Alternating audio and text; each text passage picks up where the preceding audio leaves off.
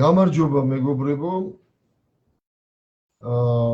ჩვენ ვახტანგ ზარქუა და ვაჟა მალაღურაძე ვართ არაპარტიული სამოქალაქო პოლიტიკური მოძრაობის უშუალო დემოკრატიული მოძრაობის მონაწილეები და ვაგრძელებთ საუბრებს პირდაპირ ეთერში აქტუალურ პოლიტიკურ საკითხებზე. შეგახსენებთ, რომ ასეთი ონლაინ შეხვედრები პირდაპირ ეთერით გაიმართება ყოველ კვირას საღამოს 8 ნახევრიდან. სამწუხაროდ ტექნიკური შეფერხება ჰქონდა, რისთვისაც გიხდით ბოდიშს.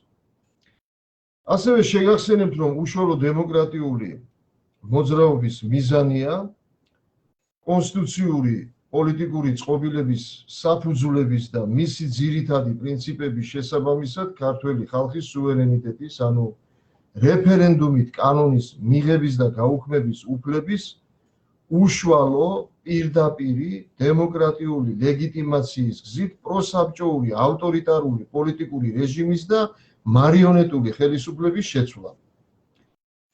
ასევე ეროვნულ საზოგადოებრივი ინტერესების, ადამიანის უფლებების და ეროვნულ ქონებრივ აქტივებში თითოეული მოქალაქის კერძო წილის გათვალისწინებით კერძო საკუთრების უზრუნველყოფა, რომელიც მიიღწევა შესაბამისი კანონ პროექტების, ასეთი კანონ პროექტი 7 გვაქვს განსაზღვრული, მომზადებით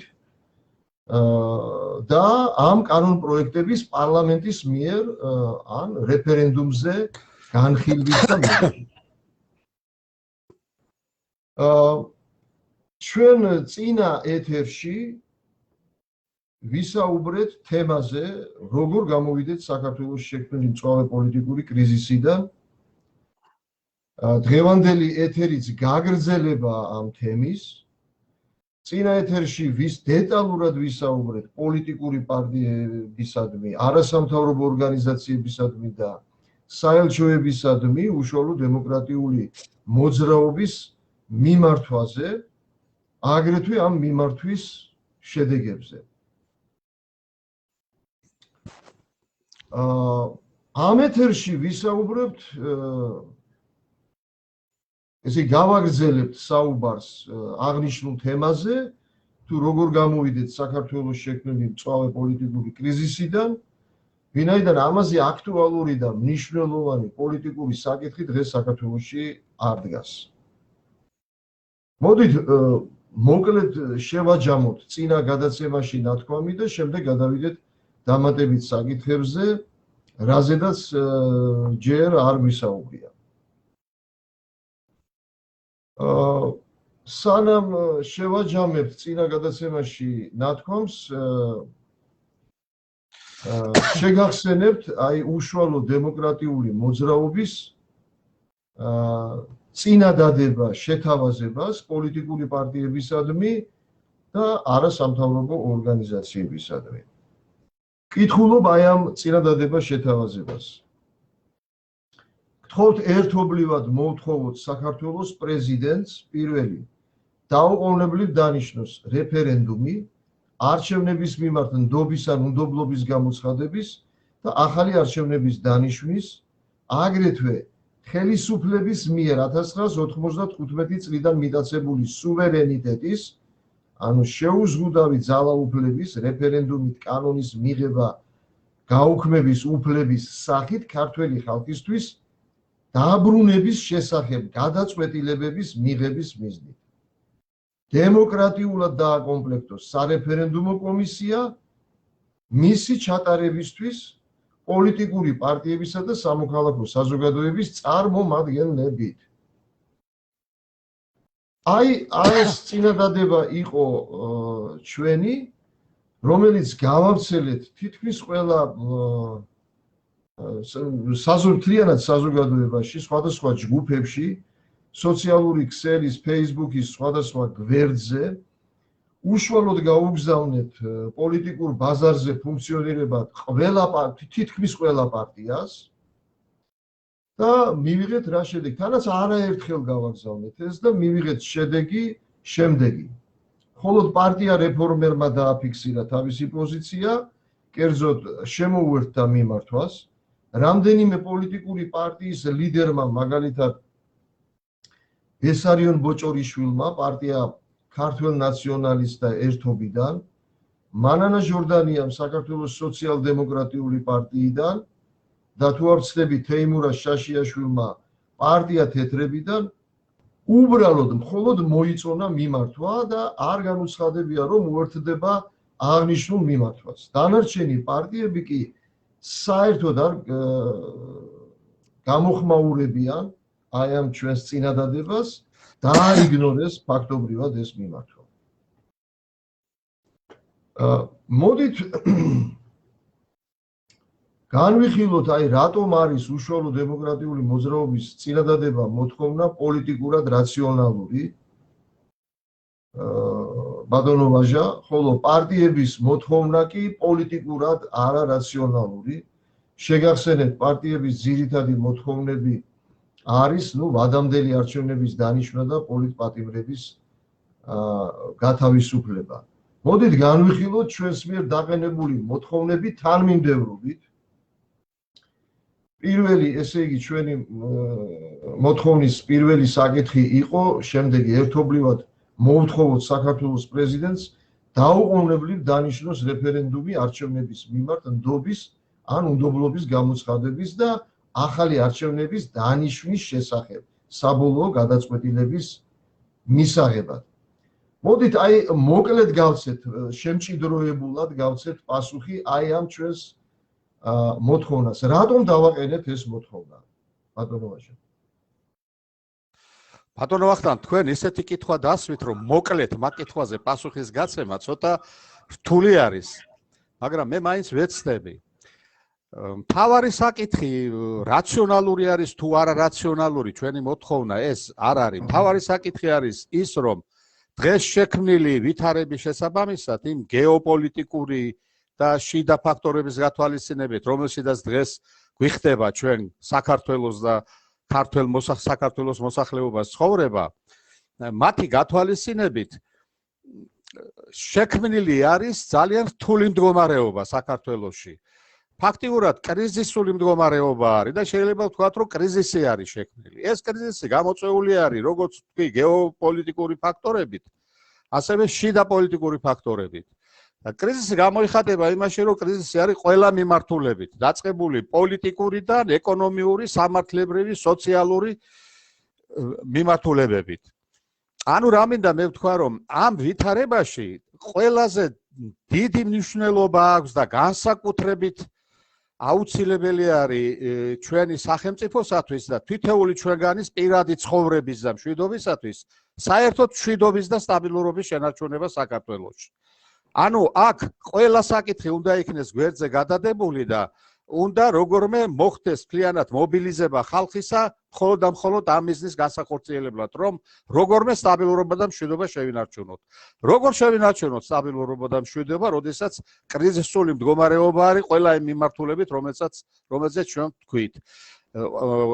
ამიტომ ჩვენ აქედან წამოვწიეთ ერთადერთი საკითხი, რომ კრიზისში მშვიდობა რო იქნეს შენარჩუნებული, უნდა დავიწყოთ სამართლიანად პოლიტიკურად მოქმედება ამ კრიზისიდან გამოსვლასთან დაკავშირებით. კერძოდ რა უნდა გავაკეთოთ? უნდა მივახციოთ როგორმე იმას, რომ როდესაც ამ 30 წლის განმავლობაში ხელისუფლება მოწყდა საერთოდ ხალხს და ხელისუფლება იღებს გადაწყვეტილებებს ისეთს, რომ ხალხის ინტერესები არ არის გათვალისწინებული და ხალხი არ მხებულობს მონაწილეობას ფაქტიურად პოლიტიკურ პროცესებში, მხოლოდ და მხოლოდ არჩევნებში მონაწილეობს, ასე ვთქვათ, ბიულეტინების ჩაყრით ყუთში, სხვა პოლიტიკურ პროცესებში არ ღებულობს ხალხი მონაწილეობას.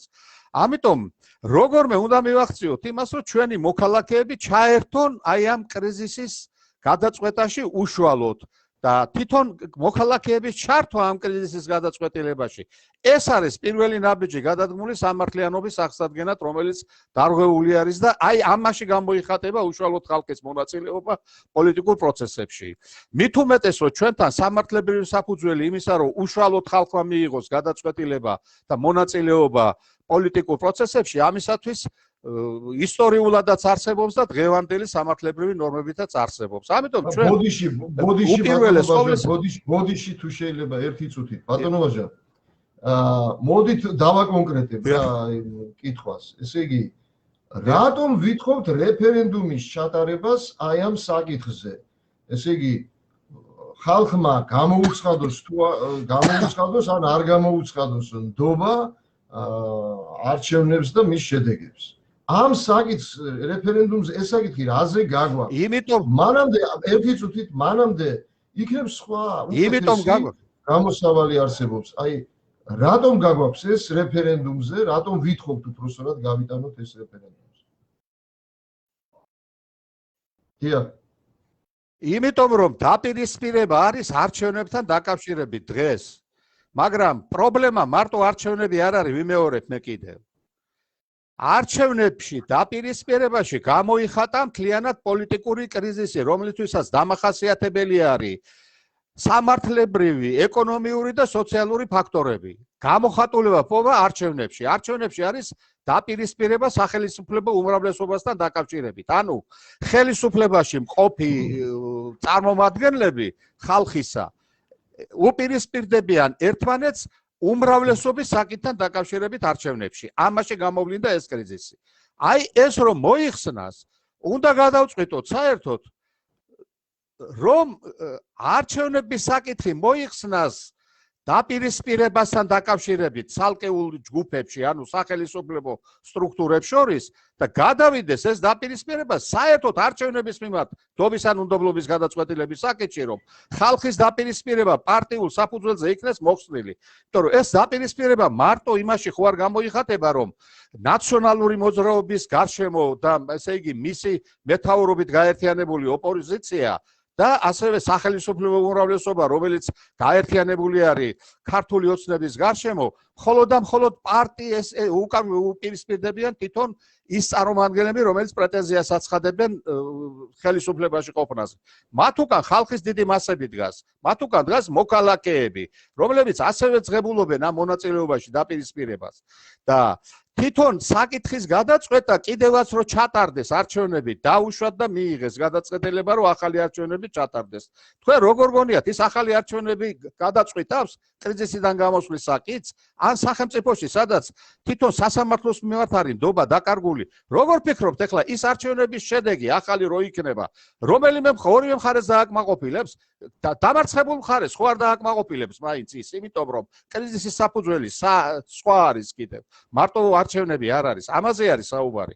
ამიტომ ეს თითქოს ერთი შეხედვით თითქოს მარტივი პრობლემა არის, რომ არჩევნების საკითხი არის გადასაწყვეტი, მაგრამ არჩევნების საკითხზე უფრო ღრმა საფუძველი აქვს ამას. ის ღრმა საფუძველი, რომ გადაწყდეს ჯერ პირველ რიგში აუცილებელი არის მოიხსნას დაპირისპირება უმრავლესობა და უმცირესობის საკითხთან დაკავშირებით მოქალაქეებს შორის.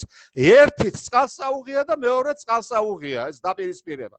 თავარი არის რომ შვიდობიანად გადაწყდეს საკითხი, შვიდობიანად შეთანხმდეს ქართველი ხალხი, ჩაატარდეს არჩევნები თუ არ ჩაატარდეს.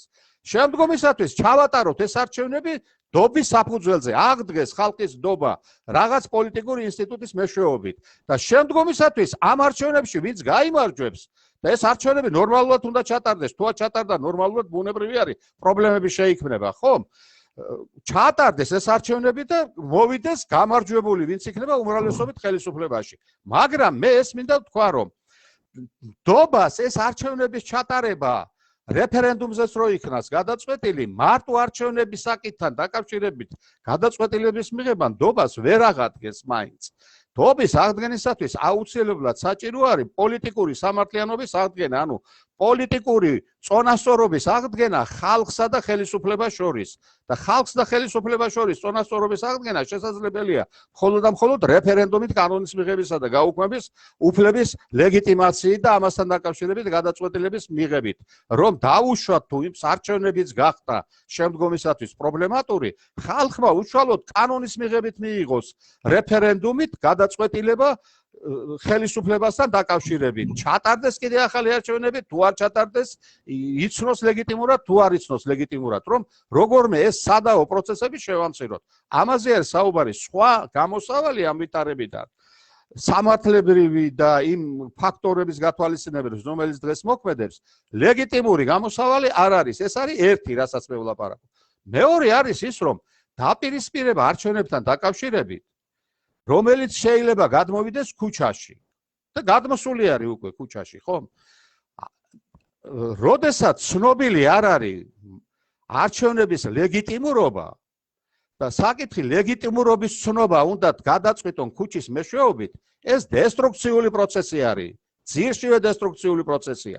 ერთი არის ნდობის საკითხთან დაკავშირებით პოლიტიკური პროცესი და მეორეა ლეგიტიმურობასთან დაკავშირებით, რომელიც სამართლებრივი პროცესი და სასამართლოს მეშვეობით უნდა გადაწყდეს, როდესაც ის ქუჩაში წყდება და ამაზე დაპირისპირება ეს დესტრუქციული პროცესია და საშუალებას აძლევს ხელისუფლებაში მყოფ უმრავლესობას ლეგიტიმური ძალა გამოიყენოს ამ დესტრუქციაში მონაწილე თქვათ ლიდერები იქნებიან იქ თუ ხალხის მასები იქნებიან. ანუ ეს პრობლემური არის, თლიანად დესტრუქციული პროცესი არის. ეს დესტრუქციული პროცესი უნდა მოიხსნას.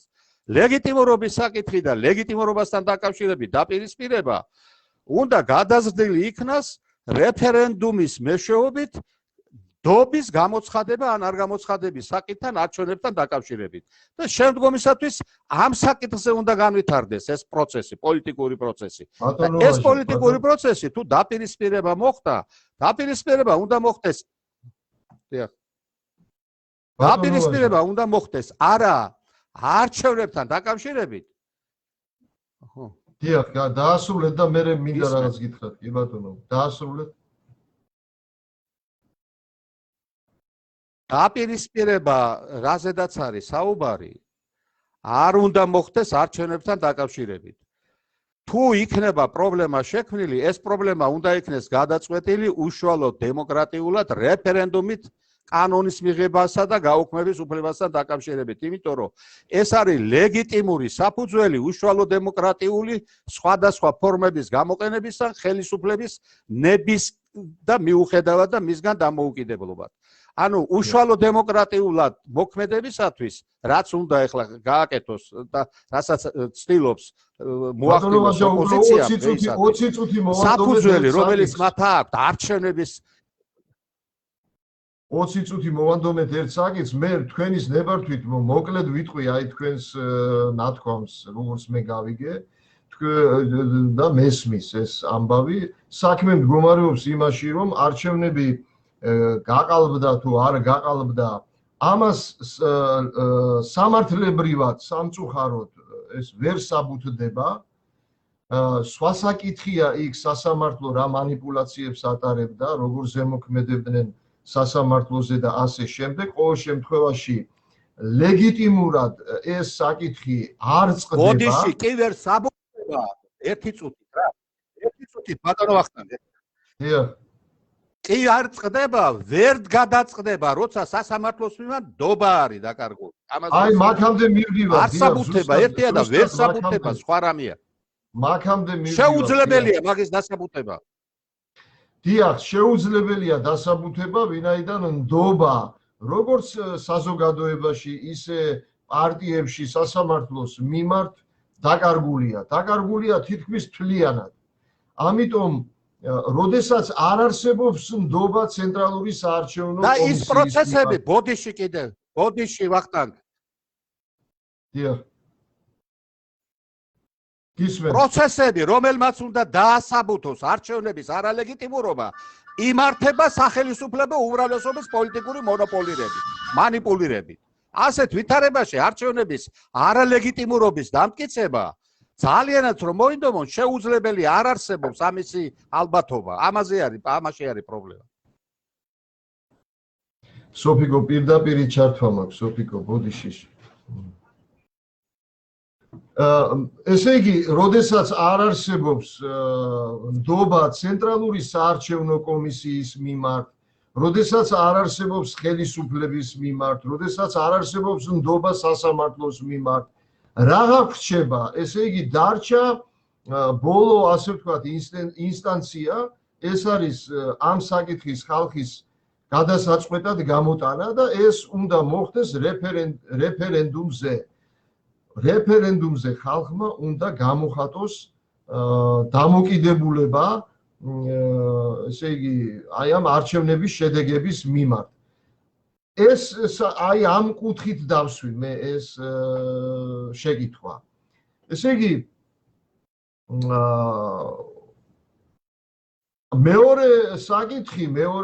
მეორე საკითხი შეიძლება ითქვას არის შემდეგი საზოგადოებისთვის გასაგები შეიძლება იყოს თუ რატომ უნდა დავაყენოთ ჩატარებული საპარლამენტო არჩევნების მიმართ ნდობის საკითხი რეფერენდუმზე, მაგრამ შეიძლება დაინტერესებულმა პირმა დასვას კითხვა იმის შესახებ თუ საზოგადოოდ რატომ ვითხოვთ რეფერენდუმით კანონის მიღება გაუქმების უფლების აღდგენის საკითხის რეფერენდუმზე გატანას. პარალელურად ამ საკითხს რატომ სვამთ? აი შეიძლება დაებადოს ეს კითხვა საზოგადოებიდან რომელიმე მეგობარს. ამაზე რას უპასუხებთ? 20 წუთი მაგაზე ვილაპარაკე ბატონო ვახტანგ. ესე იგი საუბარი არის იმაზე რომ პირველი საკითხი რეფერენდუმი ჩვენთან კონსტიტუციურად არის გათვალისწინებული. და სადაო საკითხი თუ არის გადაწყვეტილი მოდით მოკლედ ვუპასუხ თქვენ ერთ საკითხში გეუბნებით მეთქი რომ მოდით ვუპასუხოთ კონკრეტულ შეკითხვას და მე თანდათან მივყვეთ რომ კონკრეტულად გეუბნებით ვახტანგ რა არის აქ გაუგებარი რეფერენდუმი ეს არის მიღებული ფორმა და კონსტიტუციურად გათვალისწინებული არის. დავა, როდესაც არსებობს, უნდა გადაწყდეს რეფერენდუმით. ყველაზე მაღალი ინსტანცია არის რეფერენდუმი, როცა მოშლილია ყველაფერი სახელმწიფოში. ეს პირველი. მეორე საკითხი არის რეფერენდუმის გადაწყვეტილებასაც რო ქონდეს ძალა რეფერენდუმის გადაწყვეტილებასაც. რეფერენდუმის გადაწყვეტილების შემდგომ პოლიტიკური სამართლიანობა უნდა იყოს აღდგენილი. ანუ წონასწორობა ხელისუფლებასა და ხალხს შორის უნდა იქნეს აღდგენილი. ანუ ხალხის გადაწყვეტილება, რომელიც იქნება რეფერენდუმით მიღებული, უნდა არსებობდეს ლეგიტიმური ბაზა იმისათვის, რომ იმას ხელისუფლება დაემორჩილოს. თუ ასეთი გადაწყვეტილებაც თან არ იქნა მიღებული, ის რეფერენდუმის გადაწყვეტილებაც გამოეკიდება ჰაერში. ამაზე არის საუბარი.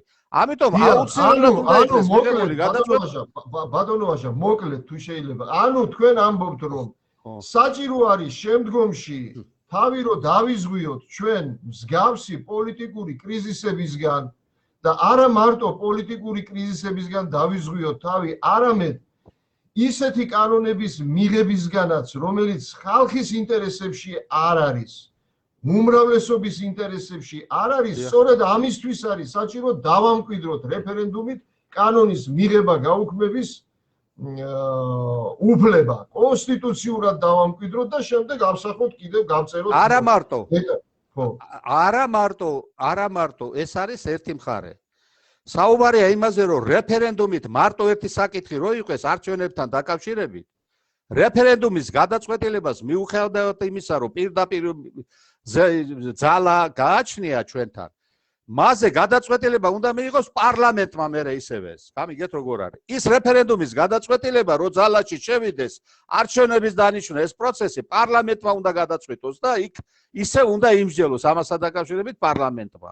ამიტომ ეს პროცესი რო გამოირიცხოს აქვე უნდა იქნეს მიღებული გადაწყვეტილება რომ რეფერენდუმით კანონის მიღების და გაუქმების უფლება ხალხს გააჩნია რომ პარლამენტმა თუ დაიწყო ამ რეფერენდუმის გადაწყვეტილებასთან დაკავშირებით ბოდიში ამ სიტყვაზე და ბუქსაობა ისე როგორც არის ჩვეული ხომ რეფერენდუმით კანონის მიღებით მიიღოს ხალხმა გადაწყვეტილება რომ ეს პროცესი ამ პროცესს დაესვას წერტილი ამიტომ არის ეს აუცილებელი და ის საკითხი არის რასაც თქვენ ბრძანებთ სამართლიანობის აღდგენა ეს აუცილებელი პირობა არის იმიტომ რომ ჩვენ ხო გვინდა რომ მარტო არჩევნების საკითხი ხო არ არის მოსარეგულირებელი საუბარი არის დემოკრატიის საფუძვლების მორეგულირებაზე და დემოკრატია ისე არ იქნება არ არსებობს დემოკრატია იმის გარეშე თუ კი მოქალაქეთა უმრავლესობის პოლიტიკური ნების მონოპოლია არ არის სახელმწიფოში მიუხედავად იმისა რომ სახელმწიფო სტრუქტურები მუშაობენ და მოქმედებენ ერთმანეთისგან დამოუკიდებლად პოლიტიკური ნება არ უნდა იყოს მონოპოლიური მხოლოდ და მხოლოდ პარლამენტის უმრავლესობის ეს უნდა იყოს გამორიცხული თუ ეს სახელმწიფოში არსებობს იქ დემოკრატია არ არსებობს ჩვენთან პარლამენტს გააჩნია პოლიტიკური მონოპოლია როგორც კომუნისტური პარტიის დროს იყო კომუნისტურ პარტიას ჰქონდა სახელმწიფოში პოლიტიკური მონოპოლია ისე იგივე არის დღეს პარლამენტის უმრავლესობა, პოლიტიკური უმრავლესობა ან გნებავთ 150 დეპუტატი, რომელიც არის მათი პოლიტიკური ნება მონოპოლისტურია მთლიანად მისი შემზღუდავი ჩვენთან არავინ არ არის, არც სასამართლო არის, არც კონსტიტუცია არის, მაგაცია ყველაფერი დამოკიდებული. ეს აბსურდია დემოკრატიისათვის, ასეთ სახელმწიფო დემოკრატიული არ არის. აი ეს პროცესი ამას რო წერტილი დაესვეს, იმიტომ არის მეორე საკითხი მისაღები, რომ რეფერენდუმით კანონის მიღების და უფლება კონდეს ხალხს იმავე რეფერენდუმზე, ამაზე საუბარი. კეთილი და მესამე მოთხოვნა ჩვენი გახლავთ ის რომ ერთობლივად მოვთხოვოთ საქართველოს პრეზიდენტს დემოკრატიულად დააკომპლექტოს სარეფერენდუმო კომისია პოლიტიკური პარტიებისა და სამოქალაქო საზოგადოების წარმომადგენლებით. ბუნებრივია ეს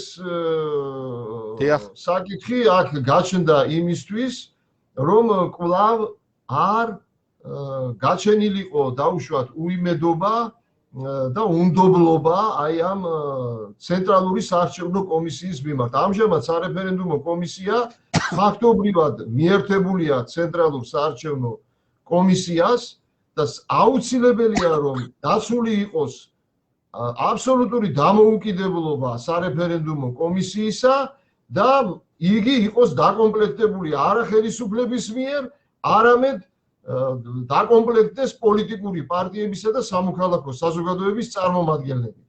აი ამიტომ რომ დობა ასეთი სარეფერენდუმო კომისიის მიმართ იყოს მაღალი. მოკლედ თუ უშუალო დემოკრატიული მოძრაობის შეთავაზება წინადადება პოლიტიკური პარტიებისთვის არის პოლიტიკურად ყველაზე რაციონალური და ამ თვალსაზრისით უალტერნატივო. მაშინ ისმება კითხვა, რატომ აიგნორებენ პოლიტიკური პარტიები ამ შეთავაზება წინადადებას? აი კითხვა შემდეგი, მოკლედ ასევე მოკლედ თუ შეიძლება ამაზე ჩამოვაყალიბოთ აზრი. იმიტომ აიგნორირებენ, რომ ჩვენთან პოლიტიკური პარტიების мотивация არ არის მოქალაქეთა ნების გამოხატვა და ხელისუფლებაში მოსვლა მოქალაქეთა ინტერესების განხორციელებისათვის. мотивация არის მხოლოდ და მხოლოდ ხელისუფლებაში მოსვლა და მოსვლის შემდგომ ხალხის მოწყვეტა და ხალხის წინაშე ვალდებულების მოხსნა. არავით არის სამართლებრივი ვალდებულება, როცა პარტია უმრავლესობის სახით მოვა ხელისუფლებაში, ხალხის წინაშე მას აღარ გააჩნია. 4 წელი მინიმუმ გარანტირებული აქვს შეუძლია იყოს ხელისუფლებაში. ხალხი ვერ ერევა მის გადაწყვეტილებაში, ვერც ბლოკავს, ვერც გადაირჩევს, ვერც ახალ არჩევნებს დანიშნავს, ეს როგორც არის მიღებული დემოკრატიულ სახელმწიფოში. ეს იმიტომ არის, მოკლედ რო გითხრათ, რომ რო კონდეს უფლება ხალხს, ხელისუფლება ექვემდებარებოდეს მას ამ კანონის შესაბამისად და ამ კანონის უფლება გააჩნდეს, პარტიები ვეღარ მოატყილებენ მოქალაქეებს, ვეღარ გადააგდებენ, ასე ვთქვათ, მოქალაქეებს და იძულებული იქნებიან 4 წლის განმავლობაში მართლაც ემსახურონ მოქალაქეებს და მოქალაქეთა უმრავლესობის ინტერესებს. ამიტომ მათ ეს ვალდებულება არ აწყობთ თავიდანვე და ამას აქედან იკავებენ თავს. იმიტომ რომ არც ერთი პარტია, მათი უმრავლესობა ხელისუფლებაში მოსვლის მიზნად არ ისახავს იმ ვალდებულებების შესრულებას, რომელთაც ხალხს პირდება. ანუ წინასწარ იცის, რომ გადააგდებს ხალხს ისე მოდის ხელისუფლებაში. და ხელისუფლებაში მოდის თავისი პოლიტიკური და კერძო ინტერესების ლობირებისათვის ძირითადად. ეს არის მაგაზე პასუხი. და მოდით ისიც ვთქვათ, რა წერია კონსტიტუციაში, რომ პარტიების როლი როგორ არის წარმოდგენილი კონსტიტუციაში, რომ ისინი იღებენ მონაწილეობას ხალხის ნების ფორმირებაში, არა? დაახლოებით ასეთი რამ ჩანაწერი არსებობს კონსტიტუციაში. ანუ ეს დაახლოებით, ესე იგი, უხემძღვანელიათ, სახელმძღვანელოთ აუღიათ საბჭოთა კავშირის კონსტიტუციის მე-6 მუხლი, სადაც კომუნისტური პარტიის უფლება იყო განსაზღვრული, რომ აყალიბებს, თქვათ, ხალხის ნებას და ესე იგი საფუძველი არის ყველა სახელმწიფო და სამეურნეო ორგანოების მოქმედებისა. დაახლოებით ასეთი რამე წერია ჩვენს კონსტიტუციაში, მუხში, სადაც არის დემოკრატია განმარტებული, წერია, რომ პარტიები მონაწილეობას ღებულობენ ხალხის ნების ფორმირებაში. ესე იგი, პარტიებს ოფიციალურად ეძლევათ უფლება, რომ მანიპულირება მოახდინონ ხალხის ნებისა სხვადასხვა მეთოდოლოგიის გამოყენებით და ბრწყინვალედ აითვისეს სხვათა შორის ეს უფლება და იყენებენ კიდევაც. დიახ, ეს არის გამაოგნებელი, ეს არის აღმაშფოთებელი ფაქტი. ჩვენს მთავარ კანონში გვიწერია ასეთი რამე, რომ ფაქტობრივად აი ეს მუხლი, ეს ჩანაწერი პარტიებს აძლევს ხალხზე მანიპულირების საშუალებას და მართლაც რომ შესანიშნავად იყენებენ ამ საშუალებას პარტიები. ამავე დროს ისინი თქვენ ბრძანეთ არ ფაქტობრივად ისეთი კანონმდებლობა გვაქვს ჩვენ რომ ხელისუფლებაში მოსვლის შემდეგ ფაქტობრივად მათ არავითარი мотивация არ გააჩნიათ და არავითარი ვალდებულება არ გააჩნიათ რომ ემსახურონ ხალხს და ის თავიანთი დანაპირები რაც არჩევნებში გასცეს შეასრულონ. ეს არის აღმაშფოთებელი რამ და ჩვენ აი ესეთ კონსტიტუციას და ასეთ კანონმდებლობას დღეს უწოდებთ დემოკრატიულს. ეხლა განვიხილოთ პარტიების მიზანი. ჩვენ ამაზე წინა ესე იგი ჩართვაში არ გვისაუბრია. პარტიებს სურთ რომ ჩამოყალიბდეს მრავალპარტიული პარლამენტი და შეიქმნას კოალიციური მთავრობა, რომელიც მათი აზრით არის ყველაზე კარგი გამოსავალი ქვეყანაში დემოკრატიის განვითარებისა და კეთილდღეობისთვის, ხო? რამდენად გააუმჯობესებს კოალიციური მთავრობა პოლიტიკურ, სოციალურ და ეკონომიკურ ვითარებას საქართველოში. ესე იგი, ეს კოალიციური მთავრობა პანაცეაა? კოალიციური მთავრობა აბსურდია და ვერასდროს ვერ თამაშობს პოზიტიურ როლს არადემოკრატიულ ქვეყანაში, სადაც დემოკრატიის საფუძვლები არ არსებობს, ისეთი როგორც ჩვენთან არის. კოალიციური მთავრობა ეს ქაოსი არის და ანარქია არის, ისედაც ანარქიულ სახელმწიფოში, როდესაც დემოკრატია არ არსებობს. თავარი ახლა ჩვენთან არის არა კოალიციური მთავრობის ჩამოყალიბება, არამედ დემოკრატიის საფუძვლების შექმნა. წონასწორობის აღდგენა ხალხსა და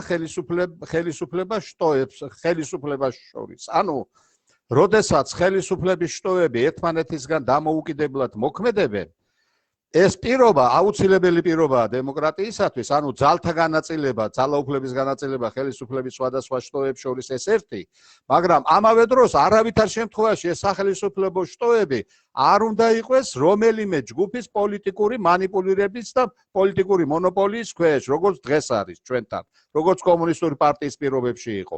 დღეს ფაქტიურად სასამართლო ხელისუფლებას, მთავრობას აკომპლექტებს პარლამენტი და მათი მოქმედებისათვის კანონებს, რომლებიც განსაზღვრავენ როგორც მატერიალურ, ასევე პროცესუალურ მხარეს თითეული აი ამ სტრუქტურების მოქმედებისა, ისევე პარლამენტი ღებულობს და აფუძნებს ამ კანონებს. და თითოეულ ამ კანონს კი საფუძვლად აქვს საპარლამენტო უმრავლესობის პოლიტიკური ნება. ანუ მათი პოლიტიკური ნების მიხედვით ხდება ყველა ამ საკითხების მიღება და ამ პოლიტიკურ ნებაში ჩადებული არის მათი პოლიტიკური ინტერესები. ესე იგი გამოდის რომ საპარლამენტო პოლიტიკური უმრავლესობის პოლიტიკური ნების მიხედვით, როგორც იყო კომუნისტური პარტია, იმის მიხედვით მიიღებენ ნებისმიერ კანონს, იმათი მიხედვით ხდება აღსრულება ამ კანონებისა, იმათ მიხედვით ხდება სასამართლოს დაკომპლექტება მთავრობის და ასე ვთქვათ მათი მოქმედების კონტროლიც. მაგრამ უბედურება იმაში არის რომ თვითონ ეს ნორმები, დისპოზიციური ნორმები არის. საშუალებას აძლევს თვითონ ამ სტრუქტურებს გადაწყვეტილებები დისპოზიციურად მიიღონ.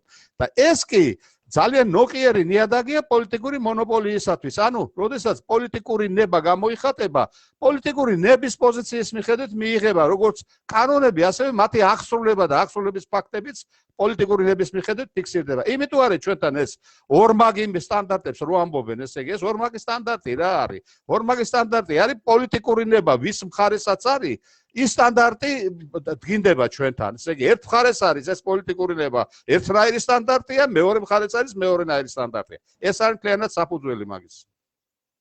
მოკლედ ეს საკითხი რომ შევაჯამოთ, ფაქტობრივად გამოდის ის, რომ პოლიტიკური პარტიები შევლენ რა პარლამენტში, ჩამოაყალიბებენ რა კოალიციურ მთავრობას, თუ კი ხალხის ხელში არ იქნა ძალაუფლება და ძალაუფლება რეფერენდუმით კანონის მიღება გაუქმების სახით, ისინი ცხადია აი ამ თავიანთ მდგომარეობას, თავიანთ შეუზღუდავ ძალაუფლებას გამოიყენებენ თავიანთი ინტერესების სასარგებლოდ, ხოლო ხალხის, საზოგადოების, ქვეყნის ინტერესები კვლავ დარჩება გვერდზე. შეიძლება რაღაცა საკითხებში რაღაცაები გადაწყვიტონ ხალხის საკეთილდღეოდ, მაგრამ ეს ვერ იქნება, ასე ვთქვათ, მამოძრავებელი ისეთი მუხტი, რომელიც ქვეყანას ასე ვთქვათ, გაიყვანს მართლაც სერიოზული განვითარების გზაზე. ეხლა ჩვენ მივმართეთ, ხო, გისმება კითხვა. გავაზუსტოთ ერთი თუ შეიძლება, ერთი წუთით. ესე იგი, კოალიციურ მთავრობასთან დაკავშირებით, აი წარმოვიდგინოთ ასეთი ვითარება, თუ ეხლა ერთი პოლიტიკური დაჯგუფების მონოპოლიის ქვეშ არის გადაწყვეტილების მიღება. და ეს გადაწყვეტილება მიიღება ხალხის ინტერესების გაუთვალისწინებლად ცალსახად, იმიტომ რომ ხალხი არ არის დაკავშირებული ხალხის ნებასთან ეს კოალიციური და მიუხედავად ამისა ერთი პოლიტიკური მიმართულების ინტერესები. ეხლა თქვენ წარმოიდგინეთ, რომ ერთი პოლიტიკური მიმართულება კი არ იქნება, კოალიციური პოლიტიკური მიმართულება იქნება და კოალიციური პოლიტიკური ნება ჩამოყალიბდება და განხორციელდება ხალხის ინტერესების მიუხედავად. ანუ იქ თუ ერთი პოლიტიკური მიმდინარეობის ნება არის, იქ კოალიციური პოლიტიკური ნება იქნება, მაგრამ ისიც არ გაითვალისწინებს ხალხის ინტერესებს. ის უფრო დამღუპველი იქნება, ვიდრე დღეს არის. კოალიციური მთავრობა არადემოკრატიული სახელმწიფოს პირობებში. გეთანხმებით. ნაცვლად იმისა, რომ იმედი აქვს, რომ რადგანაც კოალიციური მთავრობა იქნება, ინტერესთა დაბალანსებით მოხდება მართვა, პირიქით უკვე ეფექტი არის. ანუ კოალიციის ჩარჩოებში ჩაიკეტება უკვე მთლიანად ეს მართლობა. კეთილი, ბატონო ვაჟა, მოდით შეჯამებისკენ წავიდეთ, მაგრამ სანამ შეჯამებისკენ წავალთ, აუცილებლად უნდა ვთქვათ საერთაშორისო ორგანიზაციების, საელჩოების, მეგობარი ქვეყნების საელჩოების როლის შესახებ და მათ საქმიანობაზე აი ამ პოლიტიკური კრიზისის გადაწყვეტის საქმეში, არა? ვიცით რომ აქტიურად არიან ამ საქმეში ჩართულები ევროკავშირისა და ამერიკის შეერთებული შტატების ელჩები. და ვიცით ისიც რომ ასეთ შეხვედრა უკვე გაიმართა ძალიან მაღალ დონეზე ევროსაბჭოს, ესე იგი, პრეზიდენტის, ასე ვთქვათ, წარმომადგენლის დონეზე. და მისი, ასე ვთქვათ, უშუალო დაკვირვების ქვეშ, არა? მაგრამ ვერ მივარციეთ, ესე იგი, ვერ მიარწიეს მხარეებმა შეთანხმებას. აქ უბრალოდ ერთი რამ უნდა აღნიშნო, რომ უცნაურია და ეს ბედის ირონიაა თითქოს რა, რომ ფაქტობრივად პარტიები მზად არიან ყველას შეუთანხმდნენ ქართველი ხალხის გარდა. აი მზად არიან ყველას შეუთანხმდნენ ქართველი ხალხის გარდა და არანაირი სურვილი არ გააჩნიათ მათ ეს საკითხი გაიტანონ რეფერენდუმზე და მართლაც რომ წერტილი დაუშვას ხალხმა აი ამ იწილოს და გაწევ გამოწევას. ეხლა მაინტერესებს ესე იგი ჩვენი მეგობარი ქვეყნების წარმომადგენლები, საერთაშორისო ორგანიზაციების წარმომადგენლები ვერ ხედავენ აქ პრობლემას, რაში მდგომარეობს ჩვენთან? აი რომ დემოკრატიის საფუძველი უნდა იყოს ხალხისთვის ძალაუფლება და ხალხის მიერ ეფექტიანი კონტროლი ხელისუფლებისა, რომ ეს ჩვენ არ გაგვაჩნია, ამას ისინი ვერ ამჩნევენ. აი მაინტერესებს და რატომ რატომ ხდება ის, რომ საერთაშორისო დემოკრატიული ორგანიზაციები, დემოკრატიული ქვეყნებიდან საელჩოები, ჩვენი მეგობარი ესე იგი ქვეყნების, დემოკრატიული ქვეყნების საელჩოს წარმომადგენლები არ აღნიშნავენ იმას, რომ იცით რა, მეგობრებო, მოდით ხალხს კითხეთ. ყოველ ჯერზე, როდესაც ასეთი მწვავე რაღაც საკითხებია, როდესაც ყველაზე ნიშნულოვანი ქვეყნისთვის, საზოგადოებისთვის მნიშვნელოვანი საკითხები უნდა გადაწყდეს, ასეთ შემთხვევებში კითხეთ ხოლმე ხალხს. არა? რეფერენდუმზე გაიტანეთ საკითხი და გადაწყვიტეთ და დაემორჩილეთ მერე აი ხალხის მიერ მიღებულ გადაწყვეტილებას. რატომ ხდება ის, რომ მაინც აი ეს იგნორირებას ვხედავთ ჩვენ ამ საკითხისას, როგორც საერთაშორისო ორგანიზაციების მხრიდან, ისე მეგობარი ქვეყნების საელჩოების მხრიდან. ნუ არაფერს ვლაპარაკობ, ესე იგი პარტიებისა და ხელისუფლების მხრიდან, ხო? რატომ ვართ ასეთ ვითარებაში? რატომ არავინ არ ესაუბრება ამ თემაზე ხელისუფლებასაც და ოპოზიციასაც? ისმენ. იცით, ეხლა თქვენ მოკლე პასუხი გნებავთ და ისეთ საკითხებს ვამს, რომელიც ძალიან სხვადასხვა ასპექტებს შეიცავს. ანუ ერთ ასპექტიანი არ არის. აი, უნდა ჩავედიოთ, სხვა გამოსავალი არ არის ჩვენი ფორმატის კითხვაზე. პირველი ის, რომ დემოკრატიაზე არის ცარი წარმოდგენა ჩვენთან. დემოკრატია პროცესი არის და არა შენობა. აი, ხო არ შეიძლება რომ ცურვა ვთქვათ, შეიძლება რომ ადამიანმა შესმაგივრად ვინმე სხვა მიცურავოს? თვითონ უნდა იცურავო, ხო? თვითონ უნდა შეხვიდე წყალში, ისწავლო და გაცურო. სხვა ვერ იცურავებს შენს მაგივრად, ხო? თუ დემოკრატიული პროცესი საფუძველი არ არის ის, რასაც ჩვენ ვლაპარაკობთ, საერთაშორისო ორგანიზაციებს არ ხელისუფლებათ ჩვენთან დემოკრატიის დამყარება. დემოკრატიული პროცესი ეს არის ისეთი პროცესი, რომელშიც ქართველი ხალხი მონაწილეობს. ქართულ ხალხზეა დამოკიდებული ეს პროცესი. ეს ერთი. მეორე საკითხი ის არის, რომ საერთაშორისო ორგანოებმა არაერთხელ უთხრეს ხელისუფლებაში უმრავლესობასაც და უმცირესობასაც, რომ არჩევნების საკითხი ეს უნდა გადაწყვიტოს ქართველმა ხალხმა. ოფიციალურად უთხრეს ეს, არაერთხელ უთხრეს. ხო არ ეტყვიან, რომ ქართველმა ხალხმა როგორ გადაწყვიტოს? ესე იგი, თქვენ კიდათ, რომ საერთაშორისო ორგანიზაციებმა უთხრან, რომ ხელისუფლებას რომ დაანიშნეთ რეფერენდუმი და რეფერენდუმით გადაწყვიტოს ქართველმა ხალხმა. ეს არ არის მათი კომპეტენცია და არც მოვალეობა და არც ვალდებულება. იმიტომ რომ დემოკრატიულ სახელმწიფოში და ჩვენ დემოკრატიაზე ვაცხადებთ პრეტენზიას, ხომ? ამაზეა ლაპარაკი, არჩევნების დემოკრატიულობისათვის იბრძვიან, ხომ?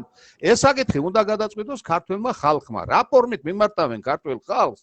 ეს ქართველმა ხალხმა უნდა გადაწყვიტოს და არა ევროკავშირმა დაუშვა და ან შეერთებულმა შტატებმა ან რუსებმა. ეს რუსეთმა. ეს ასეთი ვითარება არის. თუმცა მიმეორებ, საერთაშორისო სტრუქტურები და ვინც ერევა ამ საკითხებში მაქსიმალურს აკეთებენ იმისათვის, რაც შესაძლებელია ამ გეოპოლიტიკურ ვითარებაში, რომ ჩვენთან იქნეს მშვიდობა შენარჩუნებული. საერთაშორისო ინსტიტუტების ძირითადი ვალდებულება არის, რომ ყველა ზომა მიიღონ იმისათვის, რომ აქ სტაბილურობა და მშვიდობა იქნეს შენარჩუნებული. ზუსტად ეს პროცესი, რომელსაც ახლა ჩარეული არიან, თქვენ როგორ ფიქრობთ ახლა, მათ ინფორმაცია არა აქვთ იმასთან დაკავშირებით, რომ ეს საკითხი მოლაპარაკებით პოზიტიურად ან ნეგატიურად დამთავრდება თუ არა? ეს რა თქვენ ფიქრობთ, რომ ცდებიან ამაში და არ იციან? და ელოდებიან, რომ ეს ასე ვთქვათ, უცბად გადაწყდება პოზიტიურად და დანიშნავენ ახალ არჩევნებს? მე ეს მინდა ვთქვა, რომ მათი ძირითადი ფუნქცია და რასაც ასრულებენ, ეს არის, რომ მოლაპარაკება არ ჩაიშალოს, ეს მოლაპარაკების პროცესი გაგრძელდეს და არ მოხდეს დაპირისპირება დესტრუქციული აქ სხვადასხვა პოლიტიკურ მიმდინარეობებს შორის, რაც გამოიწვევს დესტრუქციულ პროცესებს საქართველოში და დესტაბილიზაციას. ეს არის დამღუპველი და მიუღებელი საერთაშორისო სტრუქტურებისათვის. ამიტომ ამ მოვალეობას და ასე ვთქვათ და ამ იმას როლს ჯერჯერობით ნორმალურად თამაშობენ და მოდით ნუ მოვთხოვთ ისეთი რამის გაკეთება საერთაშორისო სტრუქტურებს, რაც არც ხელეწიფებათ მაგათ და მათი ზედმეტმა ჩარევამ შეიძლება ისევ დესტაბილიზაცია გამოიწვიოს ამ რეგიონში. ანუ მათი ჩარევა, ახლა ჩემ შეხედულებას ვლაპარაკობ, აბსოლუტურად პოზიტიური არის და აბსოლუტურად ზუსტად კომპეტენტური ჩარევა არის იმ ფარგლებში, რა შესაძლებლობასაც იძლევა გეოპოლიტიკური ფაქტორები და შიდა ფაქტორები დღეისათვის, რომელიც არსებობს საქართველოში. მაგრამ ეს პრობლემა ოპოზიციის არის, როდესაც ოპოზიცია ზედმეტად ელოდება საერთაშორისო სტრუქტურებიდან ისეთ ზეწოლას, რომელიც მათი პოლიტიკური ინტერესებიდან გამომდინარე გადაწყვეტილებას მიაღებინებს ამ რეგიონში. ესე ვერ მოხდება. ეს იძულებული გახდებიან სტაბილურობის შენარჩუნებისათვის ეს პროცესი რომ გავიდეს ასე ვთქვათ პოზიტიურზე იძულებული გახდებიან რომ ქართულ ხალხს მიმართონ და ეს არის მთავარი რომ შენარჩუნებული იქნა სტაბილურობა მანამდე ვიდრე ხელისუფლებაც და ოპოზიციას უმრავლესობა ორივე ხელისუფლებაა პოზიციას და უმრავლესობას არ გახდებიან იძულებული რომ ქართულ ხალხს მიმართონ და ქართულმა ხალხმა მიიღოს ამასთან გადაწყვეტილება მაგრამ პრობლემა ის არის რომ აი ამ პროცესის გაჭიანურებას დიდ ვადაში უკვე დრო არ იძლევა ამის საშუალებას და ის კრიზისი, პანდემია, ეკონომიური კრიზისი, სოციალური კრიზისი და სამართლებრივი რომელიც არის, ეს ამ პროცესის გაჭიანურების საშუალებას არ იძლევა. ეს არის პოლიტიკური კრიზისი. ეს არის რომ აქედან გამოსავალს ვერ ვნახულობთ ჩვენ. ეს არის პრობლემა. უბრალოდ დასანანი რა არის, იცით ბატონო ვაჟა, დასანანია ის ამბავი რომ ასეთი დაპირისპირების დროს მედიატორის როლს უნდა თამაშობდეს ქართველი ხალხი და ის ფაქტობრივად არა მარტო მედიატორის როლს, არამედ საბოლოო სიტყვას უნდა ამბობდეს და ჩვენ გვიხდება ისეთი სურათის ყურება, როდესაც მედიატორი ხელოვნურად მედიატორის როლს, აი ხელოვნურად, ლამის ხელოვნურად ფაქტობრივად ასრულებს საერთაშორისო ორგანიზაციები და მეგობარი ქვეყნები და ამ დროს ქართველი ხალხს არავინ არაფერს არ ეკითხება. ეს არის ძალიან სამწუხარო, ძალიან დასანანი რამ, რომელიც ჩვენი მოგონილი სიტყვებია. ბატონო ვახტანგ. დიახ. ბატონო ვახტანგ. დიახ. ბატონო ვახტანგ. ჩვენი მოგონილი სიტყვებია. ჩვენ ესე იგი რაც ჩვენ გვინდა იმ შინავს ვდებთ. საერთაშორისო სტრუქტურები მედიატორის როლს ჩვენთან არ თამაშობენ. თამაშობენ პოლიტიკური კრიზისის მოგვარებისათვის ხელისშემწყობ როლს. ხელისშეწყობა ერთია და მედიაცია სხვა საკითხი არის. მედიატორი საერთაშორისო სტრუქტურები ვერ იქნება. მედიატორი არის ქართველი ხალხი. და საერთაშორისო სტრუქტურებმა უნდა ხელი შეუწყოს თავისი კომპეტენციის და შესაძლებლობის პარკლებში. იმდენად რომ ხალხმა მიიღოს გადაწყვეტილება ამასთან დაკავშირებით. ან ხალხს აღუნდეს დობა იმ სტრუქტურების მიმართ, ვინც მიიღებს ამ გადაწყვეტილებას. საერთაშორისო სტრუქტურები სხვას ვერ გააკეთებენ. თუმცა საინფორმაციო საერთაშორისო სტრუქტურების მიმართ უკმაყოფილება არ იხოლმე ჩვენთან. საინფორმაციო საშუალებებში ხშირად ამბობენ რომ მედიატორის როლს იკისრულობს ესე იგი ევროკავშირის წარმომადგენლობა. ამბობენ, მაგრამ თვითონ ისინი როცა ლაპარაკობენ, ფალსიფიკატორები არიან. მედიაცია სხვა არის, სხვა საკითხი არის. არასდროს საერთაშორისო სტრუქტურები თუ დააკვირდებით, თვითონ როდესაც საუბრობენ, მედიატორის როლს და მედიატორი რო არიან, ამას ხას არ უსვამენ. და არც გააკეთებენ მაგას არასდროს, იმიტომ რომ ეს არ არის მაგათი საქმე, ეს ქართველი ხალხის საქმე არის. ესე იგი ჩვენ მოდით კიდევ ვიმეორებ რა, ჩვენ თუ არ გვინდა ცურაობა, რომ ვიცურაოთ, ხომ? ის ვერ საერთაშორისო სტრუქტურას არ ხელეწიფება მაგის გაკეთება. კეთილი, მოდით სხვა სტილის ურთიერთობები არის. ფინიშისკენ წავიდეთ. ჩვენ ფაქტობრივად ჩამოვაყალიბეთ უშუალო დემოკრატიული მოძრაობის წინადადებები რაში მდგომარეობს, რომ ეს არის რაციონალური, პოლიტიკურად რაციონალური წინადადება, ყველაზე მშვიდობიანი, ყველაზე ეფექტიანი, ასე ვთქვათ, წინადადება და რომ ამ წინადადების, ესე იგი, რეალიზება არის სასიცოცხლოდ მნიშვნელოვანი საქართველოსთვის, ჩვენი მომავლისთვის და რომ ჩვენ რომ მივაღწიოთ აი ამ წინადადების, ასე ვთქვათ, გატარებას რეალურ ცხოვრებაში, ამაში უნდა დაგვეხმარონ ალბათ საზოგადოების ფართო ფენები, ადამიანები, რომლებიც ისმენენ ეხლა ჩვენს საუბარს, რომლებიც გვეთანხმებიან ამაში და დახმარება რაში გამოიხატება, რომ მაქსიმალურად გავაზიაროთ ეს მრავალ გვერდზე, მრავალ ჯგუფზე სოციალური ქსელებისა ხომ და მაქსიმალურად ვეცადოთ კონდეს კომუნიკაცია იმ ადამიანებთან, ვისაც ხელეწიფება აი პოლიტიკურ ცხოვრებაში რაღაცა სიტყვის თქმა და მერე გარკვეული საკითხების ლობირება. აი ამაში გვინდა დახმარება, იმიტომ რომ ჩვენ ფაქტობრივად მედია საშუალებები არ გვაძლევენ საშუალებას, რომ გამოვიდეთ ცენტრალური მედიის, ტელევიზიის მეშვეობით და ფართო საზოგადოებას აუხსნათ ვითარება და აუხსნათ ის ძალიან რაციონალური გამოსავალი, რაზედაც დღეს ვსაუბრობთ მე და ბატონი ვაჟა.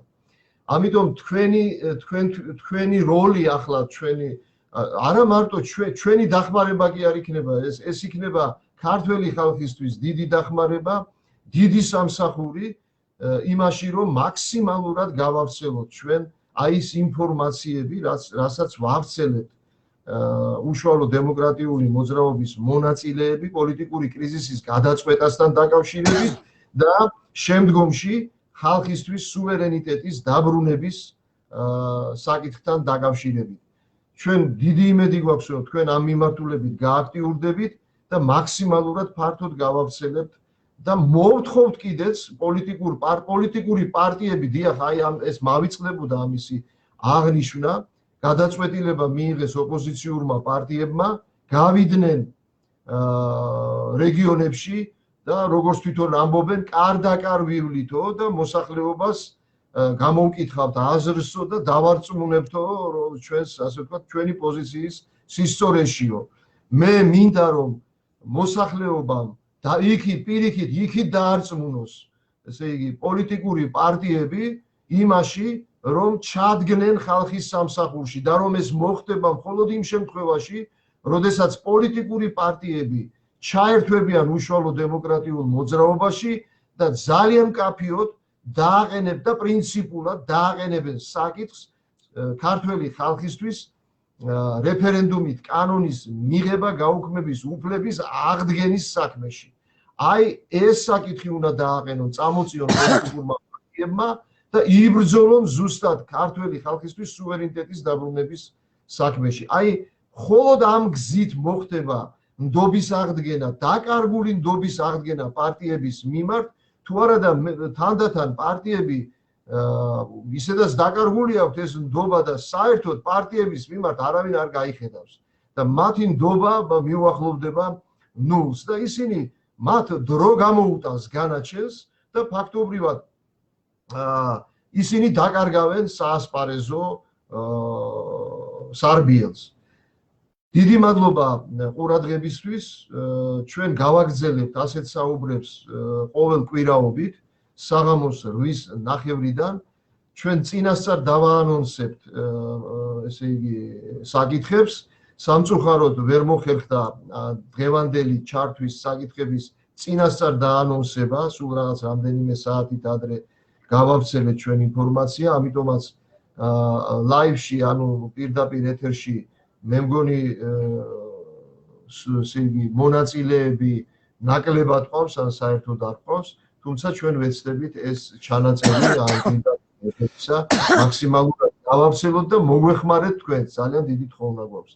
მოგვეხმარეთ იმაში, რომ აი ეს ჩვენი საუბარი, ეს ჩვენი ინფორმაცია, ეს ჩვენი წინადადებები ფართოდ გავავრცელოთ საზოგადოებაში.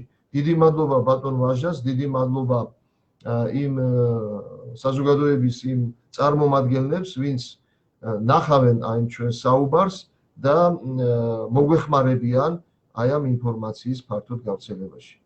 კარგად ბრძანდებოდეთ მომავალ შეხვედრამდე. კარგად ბრძანდებოდეთ.